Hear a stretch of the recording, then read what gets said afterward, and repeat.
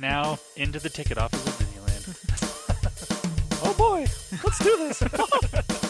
Don't think the CIA is going to be trying to hack your second-gen iPod. I didn't think so. There might have been a lot of illegal music on there. I wouldn't doubt it. But, I mean... You were supposed to bring death to the flagships, not join them. Google has found a new way to piss me off. iTunes is a constant source of embarrassment. Every time I say it, it's going to suck even more. Everyone's idiots. I am Noah.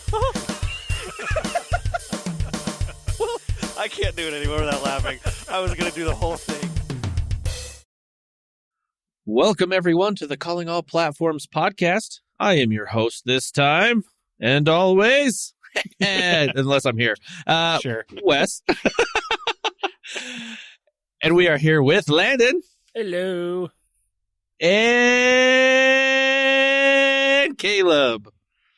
You held that for so long that Discord decided it must have just be like background noise and cut off Did it cut the it? very end of your boo. It's all like, Hey, no, this is a truck driving by in the background. Let me just silence that for you. Oh, dang it.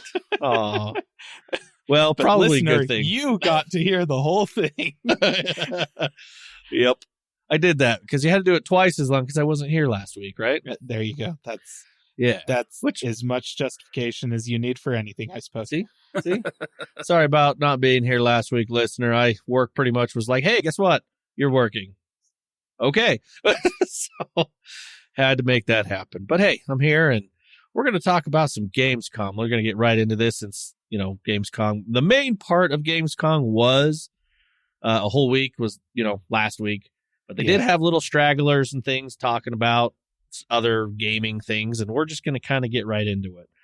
I have a list here that are kind of the bigger hitters that people were talking about, and so does Caleb. He has a list, and Landon's going to go zone out somewhere. So Yeah, he's just going to take a nap. Probably. Yeah, so Wake me up when it's my Probably. turn to talk, please. see, this is when you need to have your Switch. You need to buy a Switch and have a Switch, and you can play. See? You could play games while we Hey, do this. I have Exactly. a phone. I've got a phone. I can play games on That's it. true. You could play games on the phone. Dude, you That's and your fair. Mario Run score still. You probably even haven't played it, and it still is just dominating. Just saying. I play it about once a week now, or so. Fair. Somewhere around there. Fair. And you probably look at, because we're friends on there, you're like, look at Wes and his petty mushroom kingdom. Psh, doesn't have as many toads as me. Dude, your avatar is pretty dope. I do think that on a fairly regular basis when I open, haha, Wes still sucks. It's so funny. So my son, he loves playing it, and he'll play against me, and he's like, Dad, is Landon, have you gone up against his avatar yet? And I'm like, no. He's like, can I try it once? Because he's like, I think I can do it. So I'm like, sure, here. So he tries it, and he's like, wow, that's really good. Wow. Landon's like, he calls you the Mario gamer god. There you go. You There you got go, it, Landon. buddy. The first and only time anyone is ever going to call you a gamer god. Yeah. Yes, accurate. That's pretty awesome. Pretty awesome. I will take it. Well, let's go ahead. Let's get into this Gamecom stuff. So I figured let's get the hardware out of the way. Let's talk about it. Let's talk about the Xbox handhelds here. Caleb, did you see any of this? I saw a little bit of coverage about them. The biggest thing that caught my attention was obviously the price, because that was the bit that I looked at and went, oh, well, never mind then. But no, I did see some other stuff. And I will say, from the perspective of the folks who I think are looking for an Xbox handheld, right? Like this is a console you hold in your hand. I think that they're doing a pretty good job with them. Again, I think the price may be the thing that kills it for those folks, but just normal living room consoles have gotten pretty freaking expensive over the past few years. So maybe that doesn't matter as much. And it's like, if you were thinking about getting a PS5 Pro, then you're already in the ballpark of one of these things anyhow. So fair enough. But it's very much the kind of thing where I see them focusing the software on just, delivering a console-like experience.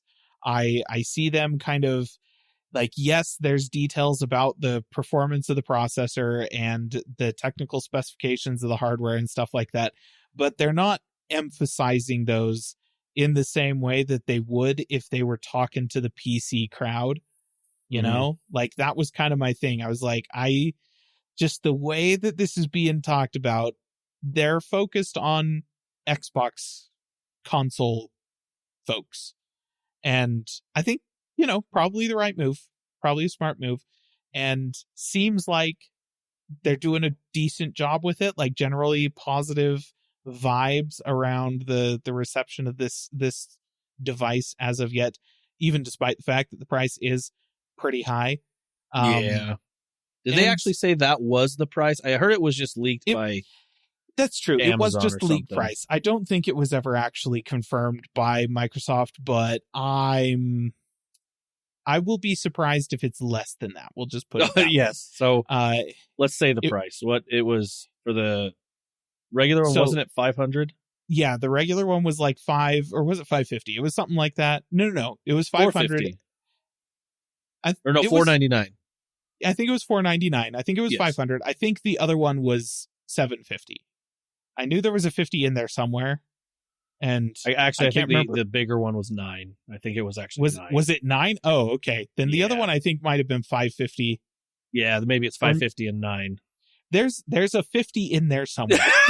There's a $50 There's increment in $50 one gonna of be these spent. prices. I can't remember which one it is. I was trying to But- look it up actually, and it's not showing me. So Yeah, it is a leaked price again. So we don't actually, you're right, we don't have a confirmation of it.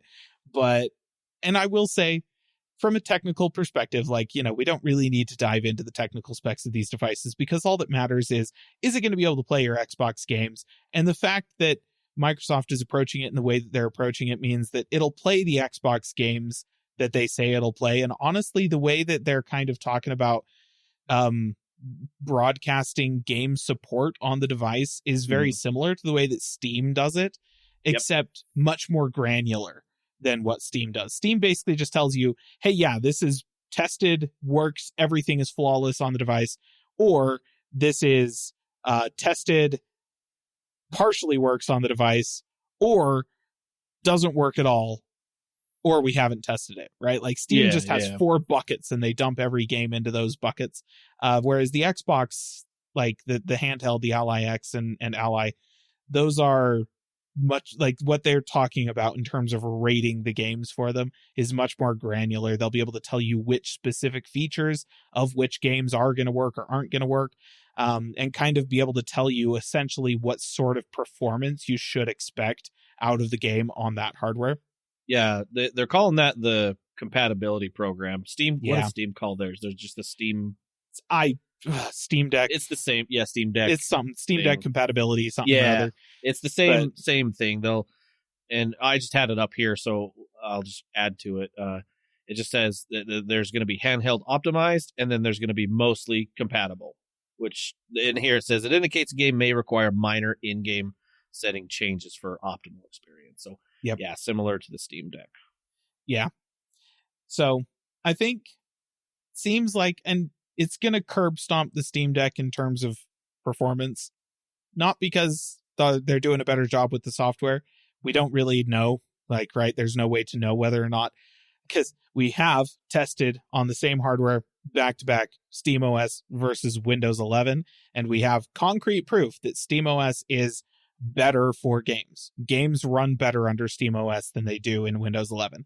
Correct. Obviously, part of the whole impetus behind the Ally and the Ally X, the Xbox Ally and whatever nonsense they're calling these things, is that they're going to have lighter software on them. It's a version of Windows designed by the Xbox team, not by the people who made Word, which is good. Let's be honest. This is good. Nobody who has Yes. developed any code for Word should ever be allowed to touch video game stuff. But yeah, that's like, Yep. It's going to be better than Windows. Remains to be seen whether or not it'll be as good as Steam. But the hardware in these devices, because this is ROG and they already have made extremely powerful handhelds that were more powerful in raw performance than the Steam Deck.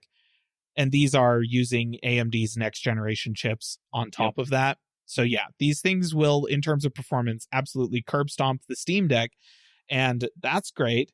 They have a lot of nice features about them. I really like the look of the thing, like in terms of the ergonomics. They feel like they look like they're going to be really comfy to hold. So that's nice, but might be an issue for people with smaller hands, I guess. Maybe. They do have pretty chunky shoulders on them, but that looks nice to me. So there's that. And yeah, they look good, and positive reception seems to be the general gist of things so far. But we got to get them into people's hands and find out. I know they let at Gamescom. There's probably 1,000 videos, or someone that you follow, listener, probably was at Gamescom and has videos of them actually messing with turning the things on, turning them off. What does it look like when it boots? What does it look like when this? Like, does it boot directly to the game thing? Does it go to Windows and then you have to click the game? Like, there's all sorts of things. If you want to look, you can. On whatever gaming journalist you follow, I'm sure has something. Yeah, a lot of them do. And honestly, I will say it looked pretty solid, like just booting straight into the, whatever they're calling their, we're going to merge all of your game just libraries into Xbox one place. App PC, whatever. Yeah, whatever they're app. calling that thing.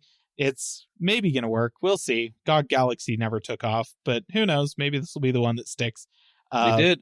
GOG, I think, announced, I saw a quick thing on it. They said that you can now link your Xbox to your GOG account now, so you can do all that. Which is great, actually, because you used to have to jump through a hoop to get that to work, but not anymore. Anyways, I'm familiar. I tried to get GOG Galaxy to work, but anyhow, it's so seems good. The operating system apparently isn't even loading the Windows desktop in the background when it boots straight into the gaming interface, which is what you want from your handheld. Correct. So lots of positive things coming out of this. I'm still of two minds about it, in that I'm grateful that Microsoft is attempting to compete with SteamOS. Yes. But on the flip side of that, first of all, it's based on Windows, so I don't think it will be good. I think to be fair. And there's a part of me that doesn't want them to be successful anyways, right? And it's the part of me, it's not even the part of me that hates Microsoft and Windows just kind of at a base fundamental level as a Mac user, right? It's not even that. Okay, yeah. It's the part of me that has been playing video games on a Windows PC and using Windows for almost nothing else aside from playing video games for decades, and that's all I've used Windows for. And they had the market share. They had the position. They were the default. And they sat on that for so long, just constantly making things worse and screwing over the gamers, myself included, over and over and over and over again.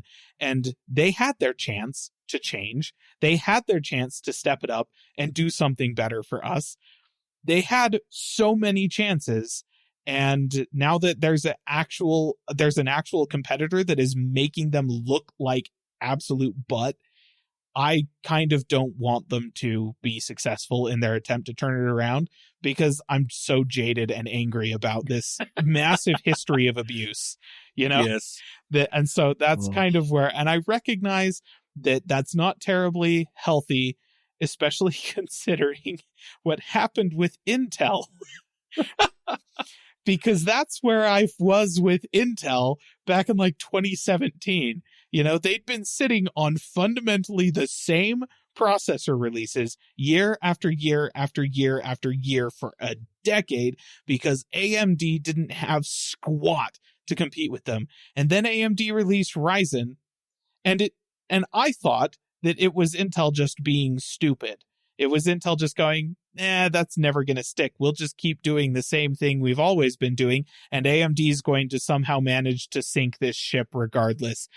Turns out, no, it was Intel by that point in time had lost the ability to shift and change and be better.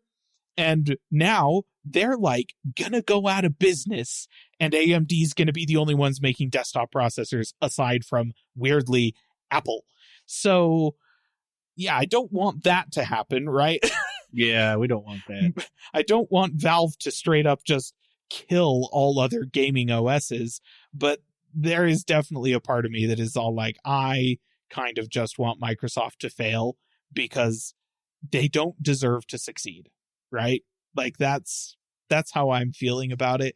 And I recognize that's not helpful. I recognize that's a personal thing. It's like an individual vendetta. And that's why I say, regardless of how this handheld turns out, regardless of if the Xbox team actually does manage to take a foundation of Windows 11 and strip out all of the frickin' ads in the start menu and the awful horribleness that is the vast majority of the desktop features that they've added to Windows 11, get rid of all of that and turn it into a really nice, svelte gaming OS, and manage to convince Microsoft to release a desktop version of it that I can install on my PC without having to buy a handheld or something directly from Microsoft.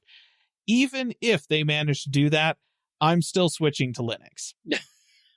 Man, you are really they have lost me. They lost me a while ago. I've just been looking the whole time. I've been standing on the edge of the deck of the ship looking for another boat to jump onto. And finally, Linux is there. We're pulling up next to it. It's within jumping distance. And despite the fact that the captain of the boat behind me is all like, no, wait, we're going to fix the ship. We're going to patch all of these holes that are spewing water all over the place. I'm just like, no, I'm out. So anyways, that's my soapbox.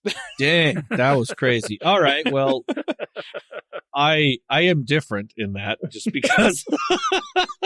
Wow. Yes, I am upset with Windows 11. I haven't switched, and yes, I keep getting emails about switching to Windows 11. But I'm hoping that Microsoft does show some. I feel okay. Going back to what you said, you're like, you don't feel that it'll be as good. Like, yes, it has the hardware. This thing has the hardware to the handheld.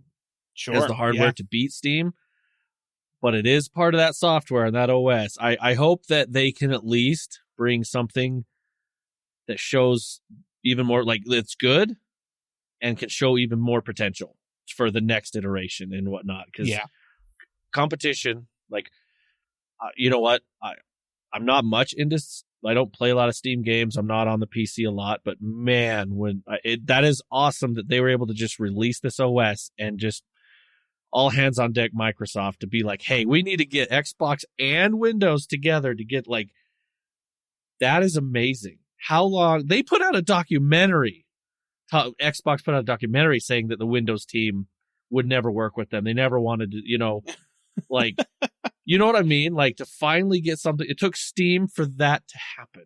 Like, what this reminds me of is like, if you look at phones, because I have to take it into something that I know, because yeah. But like, for the longest time, and even still, a lot of people, like a lot of Android snobs, will compare the specs on their Samsung phone to what the iPhone has. It's always been that case, where it's like, well, look at this. The Samsung phone has 84 gigs of RAM, and the iPhone has 2. How can they? Obviously, the Samsung's better. It's like, well, actually, if you use the iPhone, it competes. It's at least as good, if not better, in almost every scenario. And now, they can't use that argument so much now, especially that Apple's making their own processors, and these processors far and away outperform anything on the Android side of things. Qualcomm has gotten better in that regard, but they still don't compete with the A-series processors that are in the iPhone. And so that just goes to show that it isn't always about having the best hardware. So yes, Microsoft might be able to put out something with better hardware, but if you don't have the software to back that up, like Steam was able to build this software based explicitly off of the hardware they knew they were going to be using. And it's the same thing with Apple. They have it a little differently because they make all the hardware, but like, it's the same thing. Microsoft needs to just really focus on, okay, this is software for this specific purpose. And I think it can happen, but it's going to take a lot. Like, I don't know what it's going to take to get them to finally do it. I think it's kind of leaning that way now, but it's still a little ways out, I think, before Microsoft pulls their head out and, really does something about it. If anyone at Microsoft can do that, it will be the Xbox team, right? They're the team that has experience building an operating system specifically tailored to a piece of hardware in order to run as light as humanly possible. And if you look back, ragging on AMD again, if you look back at the previous generation of consoles, right, the Xbox One family, those were built on bulldozer CPU cores from AMD, which were their processor architecture back in the 2010 or something originally. Yeah, it was they older, sucked. They were terrible. And yet, for quite a lot of situations, the Xboxes of the time managed to trade blows with comparatively priced PCs, despite the fact that their hardware was significantly worse. Because the software was so much lighter. And that is a skill set that the Xbox team has and can bring to the table. It remains to be seen how much Microsoft corporate is going to let them actually tweak the Windows code base in order to get this, whether it's just going to be like a launcher that doesn't load as much stuff in the background. So that's better, but it's not going to be a significant difference than just running a heavily revised version like installer of Windows 11 that removes a bunch of stuff out of the background. So that's one thing. The other thing is you had a sentence in there where you said Steam put together this thing or put together this software, and the way you said it, I was fully expecting you to follow that up by saying in a cave with a box of scraps. And that's very much how I feel about how Valve did, in fact, approach this thing. They kind of turned around, walked out of the cave from the box of scraps with the Steam Deck, and now Microsoft is, freaking Obadiah, whatever Stain, that was his name, That's right? funny. Yeah, over here on the side, screaming at their engineers, why can't we do that? We have so much more money. I mean, and 1,000 times the workforce. What's the problem here? And to be fair, to be completely clear, Microsoft, the problem is your executives. That's, that's your giant corporate structure. That's the issue. I mean, to give some hope, I will also go back to phones and point out to what Google has done with the Pixel phones. Because they've done nearly the same thing Apple did years ago with the original iPhone, like the first 7 iPhones. Like, I think since then they've really upped their game when it comes to the hardware things that are in there. But Google said, okay, we're going to make our own phones. It's not going to be a Nexus phone anymore where we're taking someone else's hardware and putting our software on it the way we want it. No, we're going to get this hardware and also the software and put them together the way we want them to be. And the Pixel phones never have the best hardware. Like the Tensor chips aren't the best chips out there by far. But with what Google does on the software side, they run really well for the most part. And they do exactly what Google wants them to do really well. So there is hope that it can be done. Google learned this and they changed. Microsoft just needs to learn this and change. Yeah. And like Caleb was saying, it's going to take the people at Microsoft, because Xbox, they've known this forever. They're like, why can't we do this ourselves? But it needs to take the people at Microsoft to be like, okay, fine, do your own thing. And in reality, they should do that because it's not like it's going to affect Microsoft in any way, because they're making all their money off of businesses buying Windows from them. So they're fine. If they really want Xbox to really succeed, they really just need to make Xbox, just let them go off and do their own little thing in Xbox land. It'll be better. Yep. Yeah. Well, and honestly, if they were to let them do that, then I think that the Ally and the Ally X would be better, because then we would be able to just play Xbox games straight on them as opposed to Windows games. Which, that does include a lot of crossover with the existing Xbox library, but technically, as an Xbox owner, if you buy one of these handheld PCs, you're getting a Windows PC, and if you bought a game on the Xbox that has the, cross-play stuff, Xbox Play Anywhere. Yeah, then you should be able to play it on your handheld PC. But if you bought a game on the Xbox that doesn't have that, you'd have to buy it again. Which if you listen, listener, I'd like to point out that I think the Xbox Play Anywhere thing was my first wish list item that I've ever wanted. It's true. 8-9 years later, they're finally pushing this. It's like, yeah. I mean, to be fair, it's been slowly like that. The number of games supported by that has been expanding over time. So it's definitely, and they just recently announced some revisions to the way that they're structuring the Game Pass subscriptions, such that you don't necessarily have to have Game Pass Ultimate in order to play cloud games. So that will help a little bit. Yep. They did add it to the other tiers. Yeah. So that will help a little bit with being able to play some of these. So that's that. They recognize, the Xbox team recognizes that what would be best is if this was a handheld Xbox, but it can't quite be that because it is technically just a handheld PC. So they're trying to work around that to the best of their ability. And, I think it's good. It's a first generation product though. And I think should definitely be appreciated as a first generation product. Temper your expectations a little bit just because of that. It's not like, listen, very rarely do we ever have first generation products that come along and are the Steam Deck. That just is very rare, right? Typically your first gen products are not usually the iPhone. Your first gen products are usually whatever the,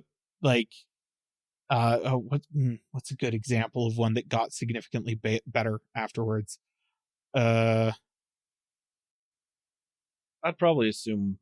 I'm having a hard time dragging any to mind right I know. now. I was too. Typically, if they kind of fail in the first gen, that's the only gen you see.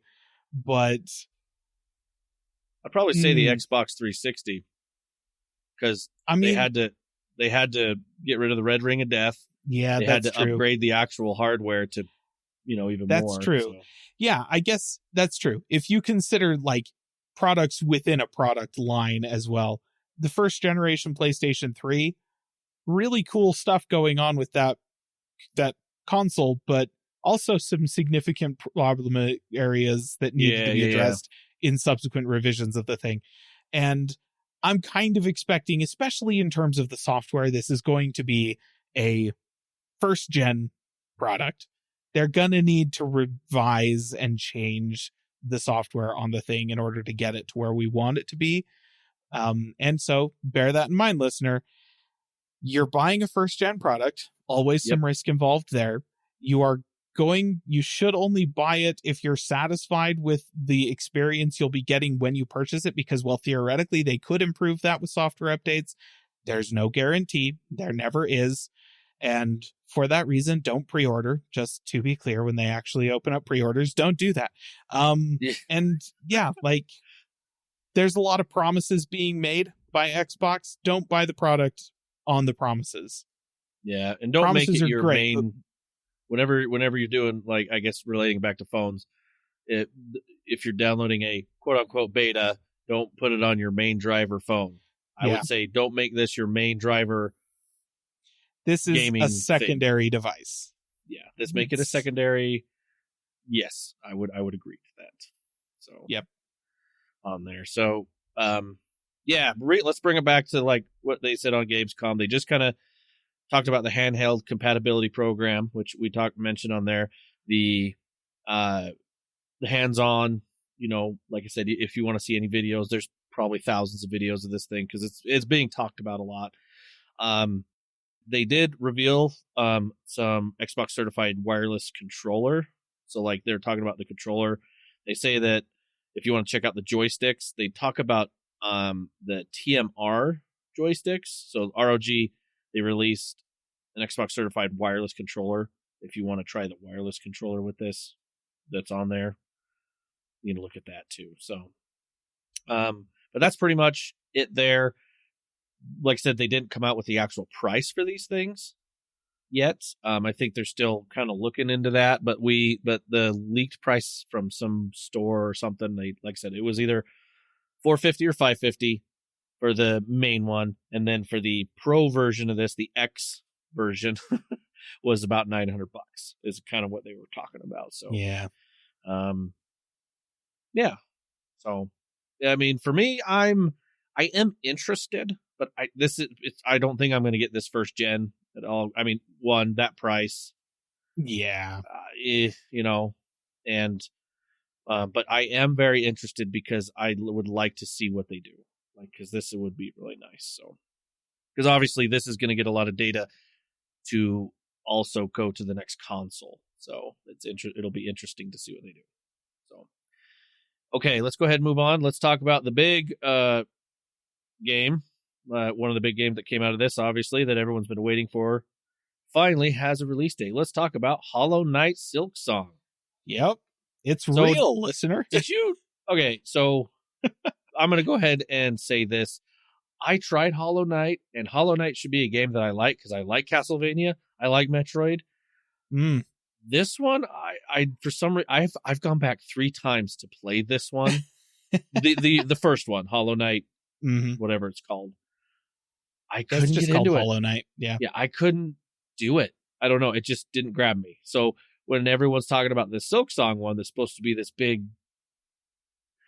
it's there. So listener, I apologize. I'm not as excited for this, but I'm happy for you if this is, and everyone else that's waiting for this. This is one of those things where it's like, I am not Metroidvania as a genre runs into 3 primary blockers for me. The first is the whole, like, the entire concept, the entire conceit of the genre is based around backtracking. And It's true. Don't jive with that. I hate backtracking through a game. It's not my jam. I struggle with like open world RPGs for that. Like, if you have an open world RPG that doesn't have a solid fast travel system in it, I'm out. Like, that kicked me in the face with Horizon Zero Dawn, because the fast travel requires consumables. And that was a killer for me. It took me a little while into that game before I realized that there were some places where you could farm the stuff that you needed in order to make the fast travel kits. And after I got to that point, I was okay. But stuff like The Witcher 3, like, everywhere you go has those silly little signposts. Those are crucial for my enjoyment of the game. If I have to backtrack through the map and I can't fast travel, then I'm out. Now, to be fair, a lot of modern Metroidvanias do implement some form of a fast travel system, right? Yes. So you can, that helps. But because of that, I have bounced off of a ridiculous number of Castlevania games. It's kind of not even funny. So I do not get along necessarily with Castlevania. I also don't necessarily, like, people talk about the story elements of Metroidvania games. In my experience, and to be clear, I have not made it terribly far into a lot of different Metroidvania games, but I've not been able to connect with the storytelling styles of those games, just generally speaking. That's been my issue with the Metroid games that I've tried, is that I'm not connecting with a character, I'm not connecting with a story, and you stack that on top of the fact that I can't backtrack easily. No, you're just not. It's not grabbing you. Yeah. So that's why I've bounced off of Metroid games as well. And then there's the third thing that is, I just don't like platforming that much. It's like, yep. Like, that's at a fundamental level. All Metroidvania games that I've ever played, we're gonna have a hard climb, just because I'm not a big platformer fan. I did not grow up playing Mario. I grew up playing, I was a PC gamer. Thanks. I was playing like some racing games, some fighting games, but like a lot of shooters and first person shooters and stuff like that. And when I wasn't playing that kind of thing, I was playing real-time strategy. Platforming was never in my background as a gamer. And so I respect the genre. It's huge. People love it. But Metroidvania games just, they don't work for me. So I have never even tried Hollow Knight.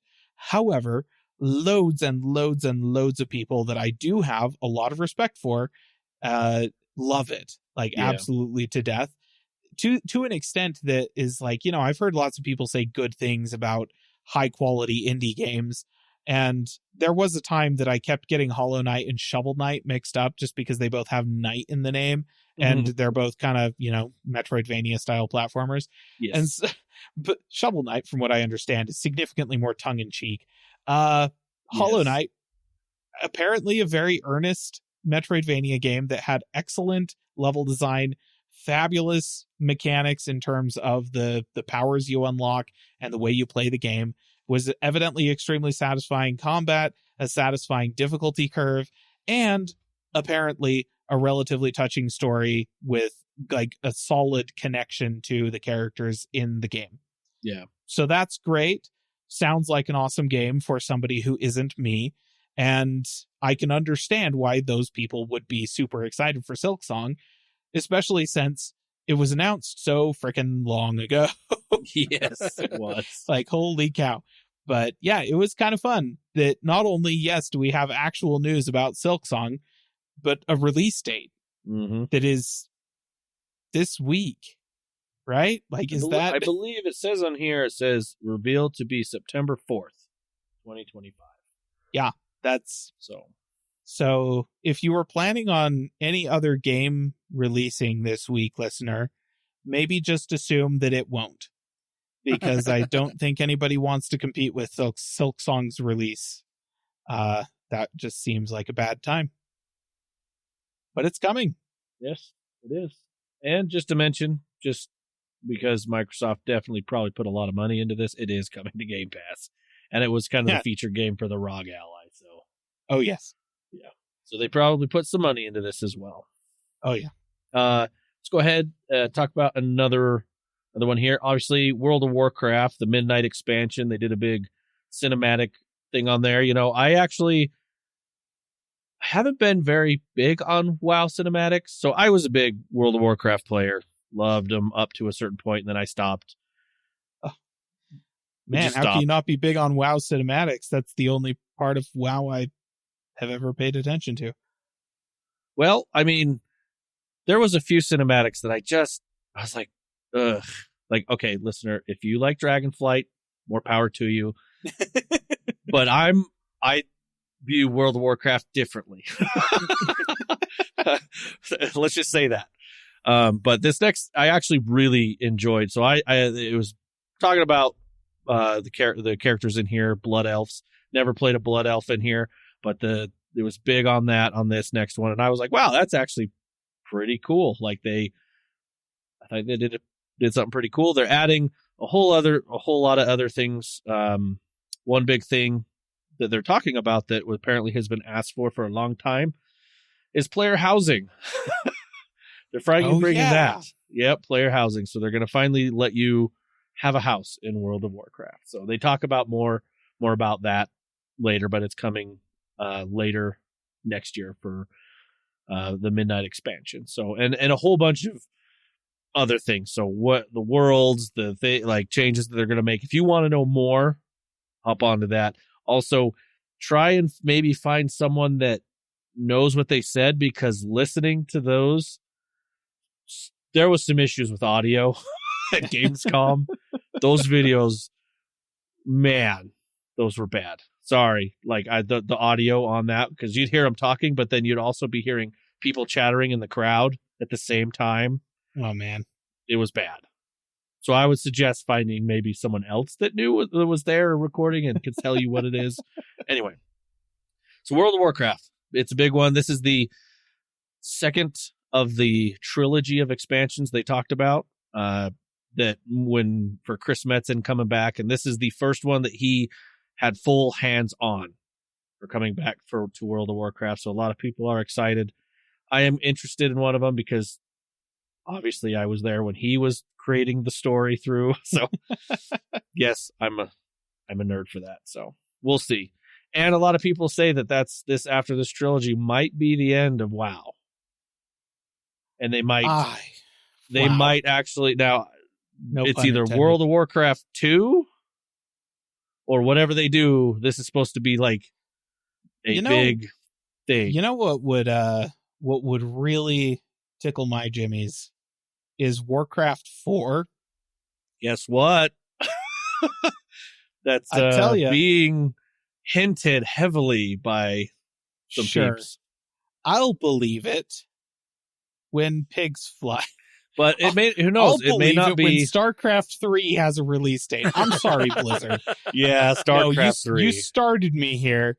This is a company that made their fortune off the backs of, like, essentially two concepts: real-time strategy and True. action RPGs. Okay?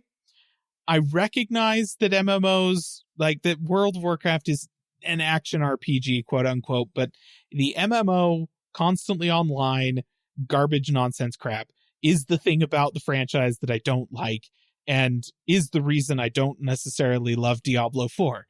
And it was kind of the reason that Diablo 3 wasn't quite as good as Diablo 2. And I'm sorry, it's been so long since we had a mainline RTS from Blizzard, that what are we doing here? We got Age of Empires 4 before we got StarCraft 3, and that doesn't make any gosh darn sense. It was Activision, Blizzard. Come on. Hopefully now, I'll throw it out there. Like, I would love to see something. And if it's not made by Blizzard, if it's the Age of Empires team trying to do something for StarCraft or Warcraft, I would like to see something. I said Age of Empires team just because, just whatever. But I was like, with all the different teams, different ethos. Well, right, but there's so many different teams, so many in Microsoft, and what they're trying to do is that's true. Get everyone to talk, or even like, how cool would it be to have the dead StarCraft ghost in like id Tech? Listen, how cool. The problem is that everyone at Microsoft was forced to use Skype, and then they killed it. So they can't communicate anymore. Nobody can talk anymore. Oh no! It's just like the problem with Google. Everyone's using old, outdated messaging platforms that Google killed 5 years ago. Jeez. I don't know. Gosh, so basically what you're telling me, the only reason that Apple manages to work together at all is because Messages is pretty good cross-platform. That's what it is. Like, that's it. It works well when you're going between a Mac and the phone, and they're only allowed to use Macs and iPhones. And that's what it is. Okay. That's what it is. There you go. It's all this freedom that's the problem. Letting people choose? No. No, jeez. Okay, so World of Warcraft, we'll move on from that. The next big one I thought would be big because there's lots of players that play both of these games. There's a collab going on between Monster Hunter Wilds and Final Fantasy Online.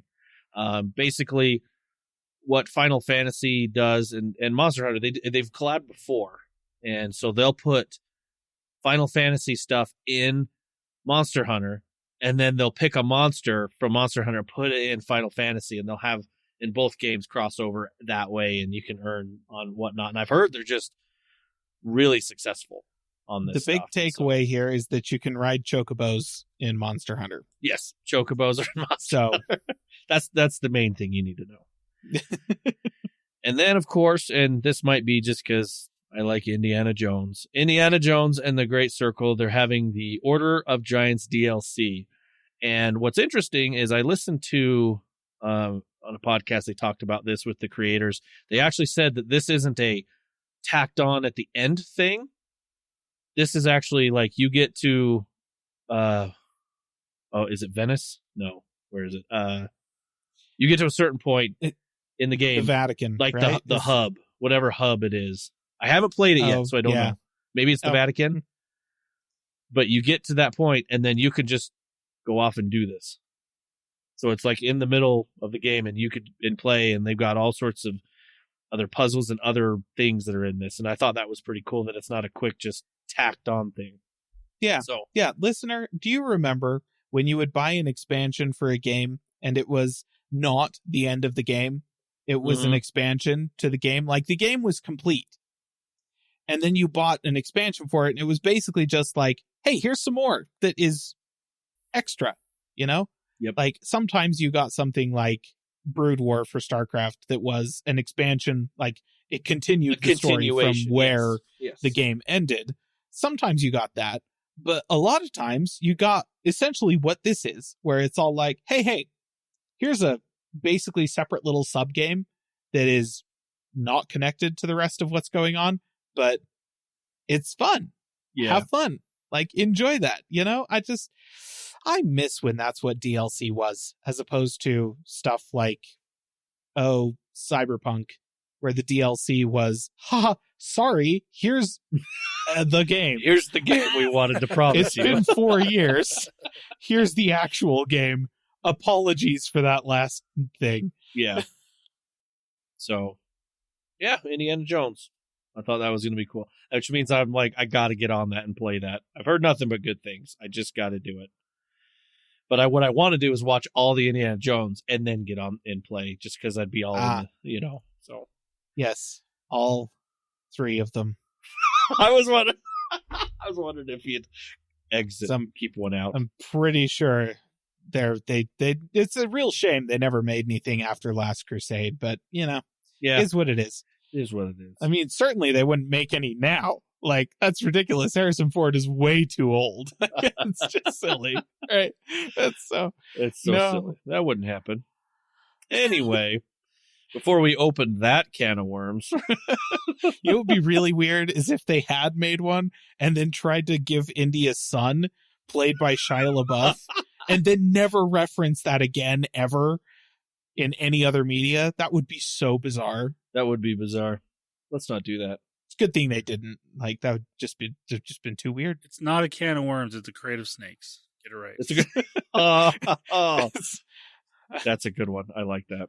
All right, we're gonna move on. Last thing I'd bring up that a lot of people think really enjoyed the Fallout TV series season 2 trailer. They dropped it at Gamescom. I will say, I am super excited about this. I really enjoyed. So listener, you probably heard me talk about this. I was late to the Fallout franchise.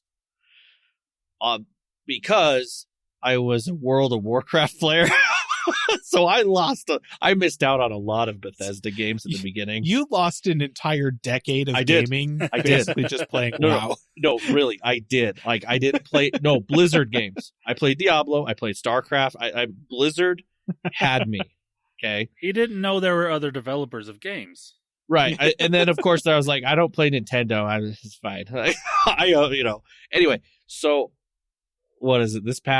My first Fallout game I ever played was Fallout 76.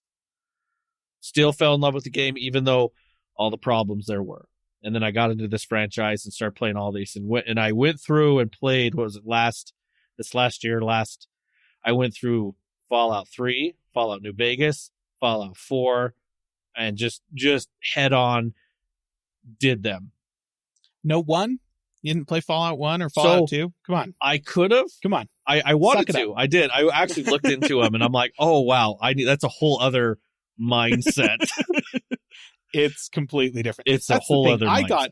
I got into the Fallout franchise too early. My first exposure to Fallout was literally Fallout 1 back when there was shareware versions of that for PC in the 90s. That was what I saw. That was what I touched. And then I got older and someone was all like, hey, Fallout 4 or whatever it was at the time. And I was like, that's not a Fallout game. What are you talking about? Yeah.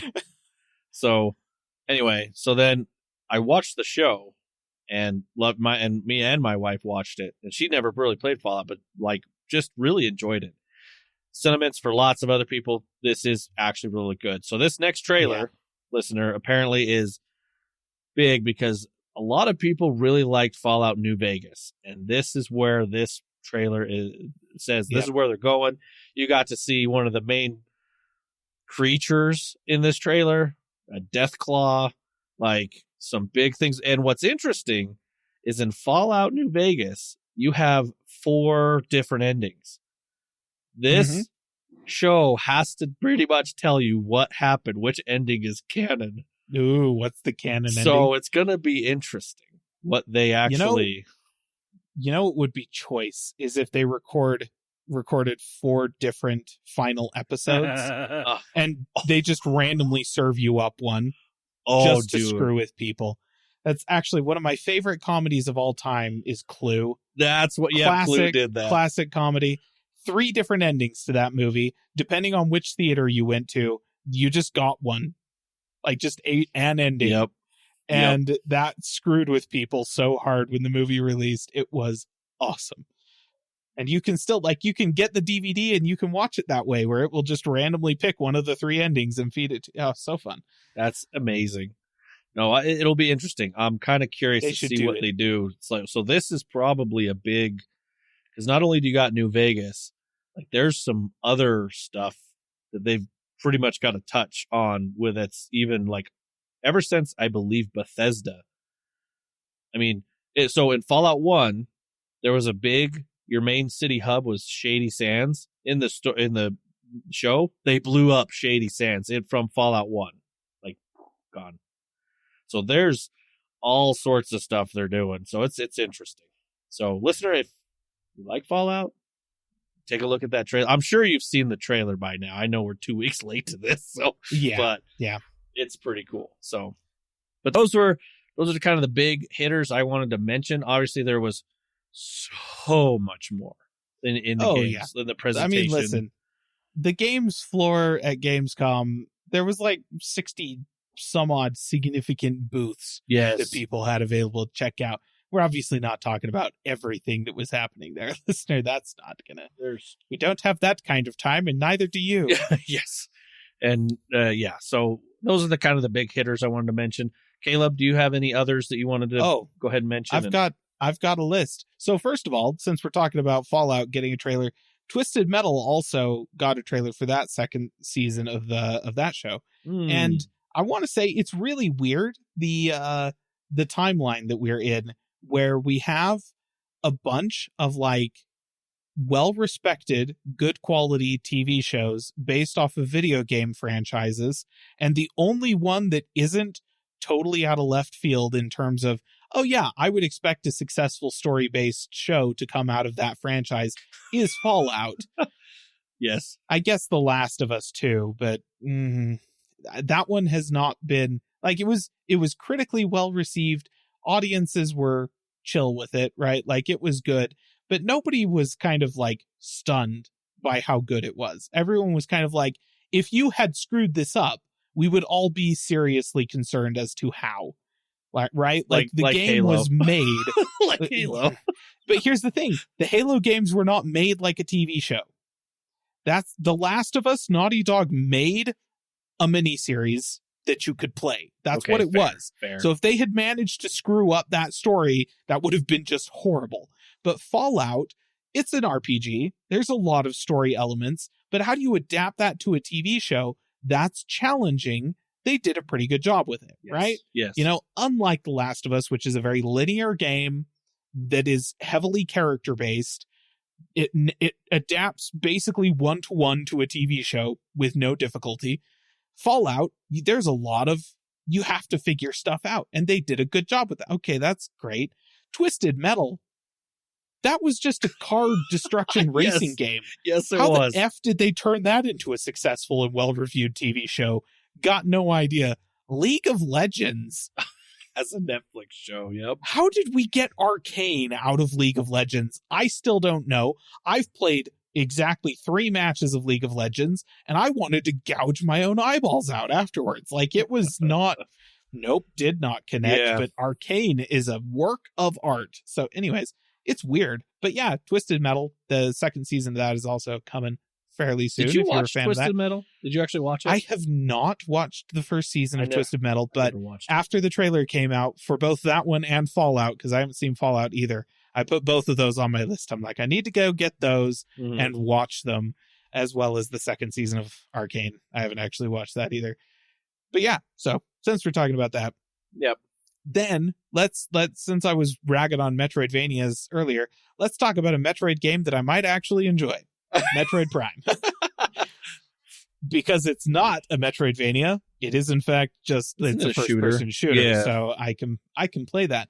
You remember when like the Switch was first announced and they teased Metroid Prime 4, Yes. like basically that same year, and how that was like 7 years ago?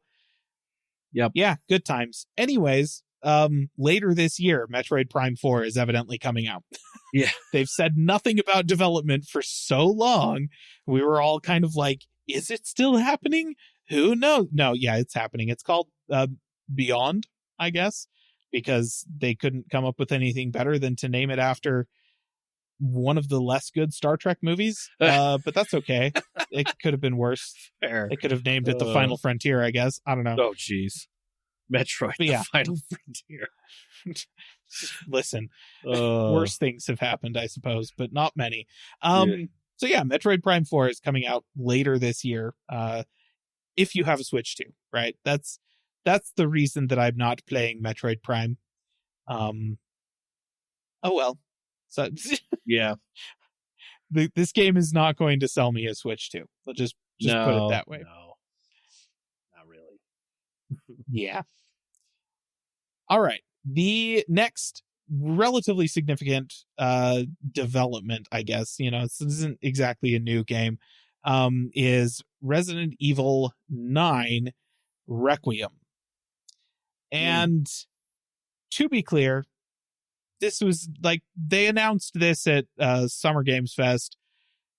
So that was kind of, we knew the game was coming. Yeah. What happened at Gamescom was essentially just a release of some gameplay, basically like the gameplay for the prologue. If you were actually at the convention, you could go to their booth, you could play through the first little prologue bit that sort of explains how the main character for the game, who I can't remember her name, is the daughter of one of the playable characters for one of the Resident Evil spin-off games that came out back in, I want to say it might have been the GameCube era.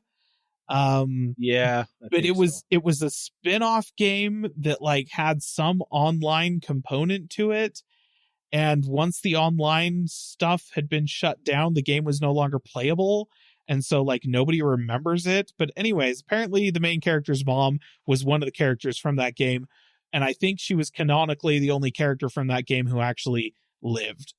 Gotcha. So gotcha. Given that her daughter is now the main character of a Resident Evil like mainline game, you can assume, listener, that did not last for very long, her living. And that's what the prologue tells us. So yeah, we got a bit of a gameplay reveal for that, which, like, yeah, if you like horror games, you like Resident Evil games, that's super exciting. I never have, but I do kind of enjoy watching other people get freaked out by Resident Evil games. So I will, whenever a new Resi game is released, I'll go watch other people do playthroughs of them. So I kind of know what goes on in this franchise, even though I've never played one. I have no interest in playing one. I'm kind of in that same boat. Yeah. Like, I appreciate it for what it is, and I know what it is, but Totally. it's and I'm glad it's got an audience and that audience, but I'll watch some people too. Like, yeah, it's freak out. I'm not going to play it, but I'm happy it's there. Yes. Okay. And then if we want to step off to the side back to the Switch 2, this actually kind of makes me sad because I've been mooching off of Wes's Nintendo subscription True. for a few years now in order to play the N64 and SNES Classics games on there. They announced GameCube Classics are going to be coming as part of your subscription. Unfortunately, exclusive to the Switch 2. So we want to be able to play those classic GameCube games. And here's the thing. You can try and tell me that the Switch isn't as powerful as the GameCube, but I know you're wrong.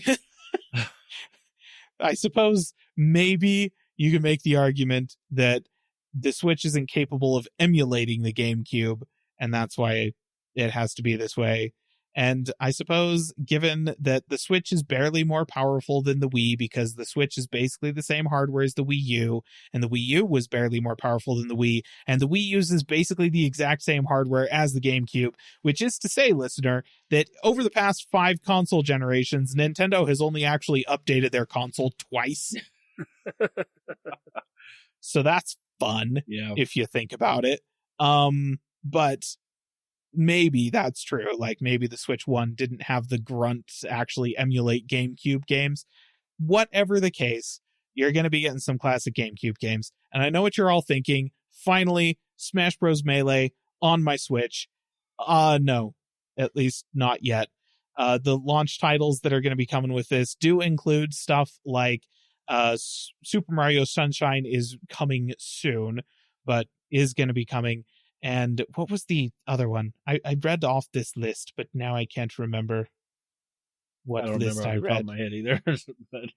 Oh, F-Zero GX, Wind Waker, Legend of Zelda Wind Waker, and then Luigi's Mansion. Those are kind of like the big ones that they've said so far are going to be available or are coming soon. I'd imagine that list is going to grow over the next, I don't know, few months, whatever. You know, it's not going to stay that small forever, but those are some, you know, significant games. True.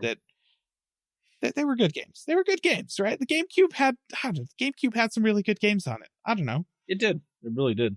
I'm kind of sad that we're not getting that one on the Switch 1, but again, not enough to sell me a Switch 2. Right. It's not. I mean, I it's haven't just not even happening. gotten a Switch Nintendo. 2, so it's like, I don't know. Yeah. Yep. Landon, get on that. It's there you go. You're the Nintendo guy here. Somebody's got to do it. I mean, it's not going to be us. You buy me one, I'll do it. Yeah. That, well.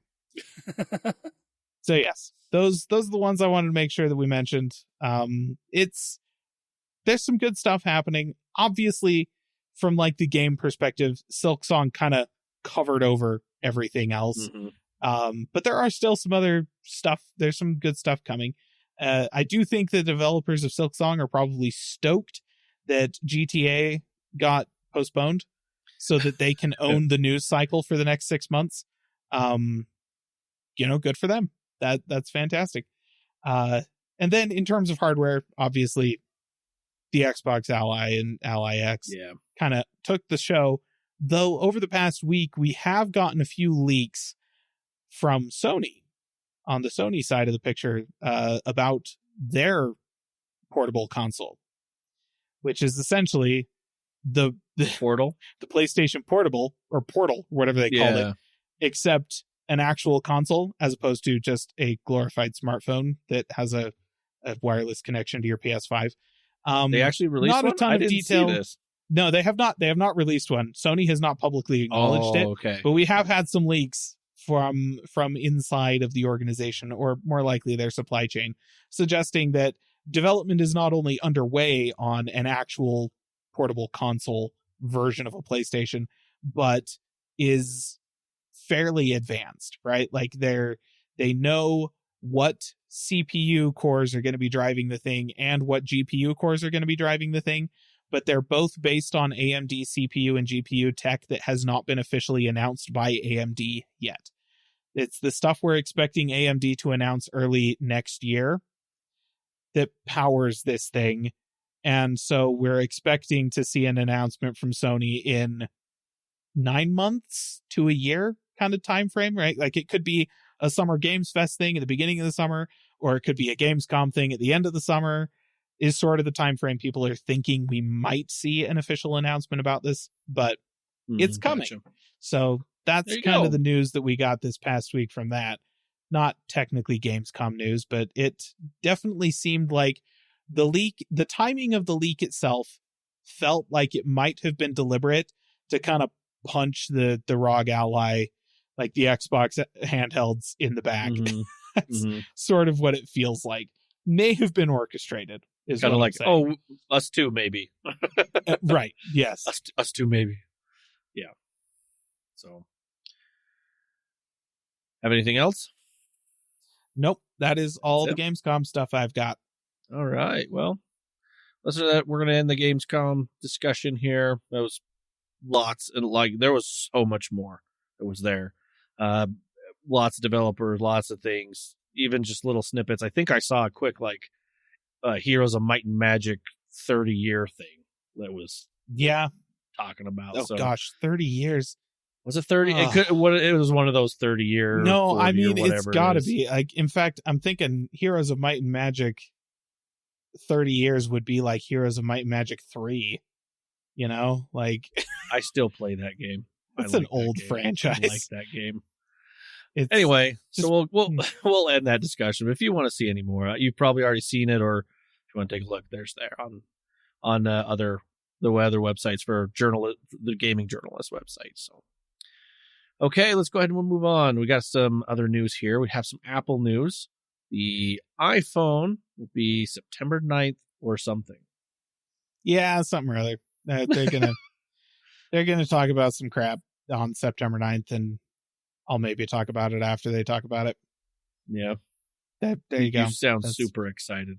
I'm listen, I am thrilled to see the worst iPhone since the iPhone 6 birthed into the world. I'm just so looking forward to that. I can't wait for somebody to jokingly shove it into their back pocket on some tight jeans and laugh with their friends and sit down and fold it in half like a taco. I'm just stoked that this is the direction that our phone technology is moving in. That's where we're going. Love it. I can't wait to hear Apple try and justify how this thing has an all-day battery life. And they'll say something along the lines of, it's all day for most users, which means that if you listen to too much music on your commute, listener, you're not most users, or something dumb like that. Hey, if you have it plugged in on your commute, it will last all day. Yeah, if you commute on the bus, I don't know how that's going to help. Hey, I didn't say everyone. Yeah, not everybody. It is. Yeah, I'm just thrilled. I'm also super excited to find out how they're going to justify raising the price of the iPhone $50. I don't know they're going to do that, but it wouldn't surprise me at all. Yeah. So, there is nothing about this event that I'm really looking forward to. So we'll see what you're correct, Wes. I'm not terribly thrilled. Your sarcastic question or comment about my Yep. All right, we'll move on. The next topic's in our general text section. Will phone OEMs ever freaking learn? Apparently not. So, listener, you may remember it. I can't remember how long ago it's been a while, but Huawei was caught using pictures in their marketing materials, supposedly coming from one of their phones that actually came from like a $4,000 DSLR camera. And they said these are from phones, but then people, got the pictures and realized, no, these are not from a phone. These are much nicer pictures. And then a couple years after that, Samsung got caught doing something very, very similar. And apparently now Nothing wants to do this, is trying to do the same thing. So this was apparently at, somewhere in Oceania. They say there was a demo unit set up and someone was scrolling through it, and just like it's basically a demo reel that's on the phone at a store that kind of showcases different things that it could do. You can close out of that and then just go, around on the phone yourself. But they clicked on like the photo part of this demo, and it was showing different things. And someone's like, "Wait a minute, these photos look familiar." And apparently, they were photos that were taken from this stock photo repository called Stills. Mm-hmm. And at first, people were like, "Well, some of the articles I read is that people couldn't confirm this because they weren't in a place that they could go and find a nothing phone in a store where with the demo stuff on it. But then one of the creators of the images anonymously reached out to different places and said, yeah, I actually took these photos. Here's my, and they even showed a statement for a transaction, something like that. Nothing bought these photos from this user or from this creator. And they in the email to these article or these journalists saying, hey, here's a picture of the statement that I got. And it does say the client is nothing.tech. So that's kind of, confirming that.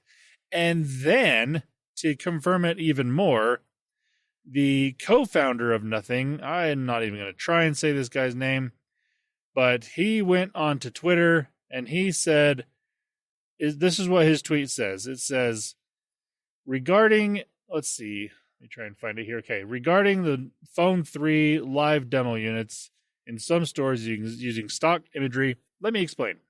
An initial version of the LDU, which is the live demo units, needs to be submitted with placeholders around 4 months before launch to be implemented and tested as we ramp up towards mass production.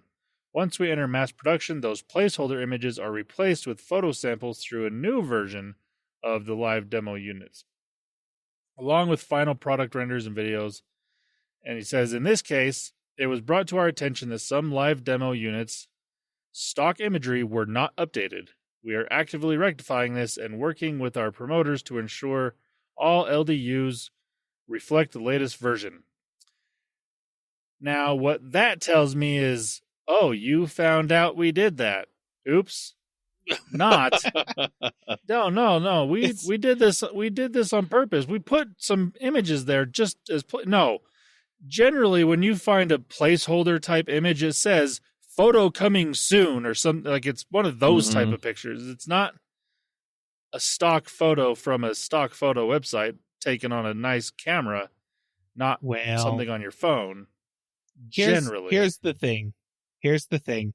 Having worked with some engineers and designers in my time, I suspect that the placeholder image watermark or, image reserved or whatever, or honestly just a solid color image as a placeholder is probably what they want to happen.